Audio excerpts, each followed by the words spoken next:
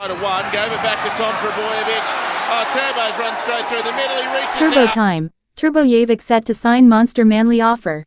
As reported by the Sydney Morning Herald, Manly Sea Eagles superstar fullback Tom Trbojevic is set to spurn overtures from the English Super League to remain at Manly on a monster 3-year deal. The deal is reported to be worth around $2.5 million across 3 seasons, with the extension keeping him on the northern beaches until the end of the 2029 NRL season. It's also said to contain a clause tied to future broadcast deals that could see his salary rise to almost $3 million over the course of the contract extension for a player who has had obvious issues staying on the park, averaging fewer than 14 games per season across the last 5 years. The deal represents arguably good business for both parties. Trbojevic remains on a big pay packet, but his importance to Manly can't be understated, with the fullback looking likely to be one of the rare modern stars to retire as a one-club player at the end of the deal. Trbojevic will be 32 years old, and both club and player can then reassess the future. Much like what has recently happened with older brother Jake Jake Trbojevic struggled with injury for the first time in his career this season, resulting in a career-low 17 games played in 2025. He will be 32 years old at the start of next season,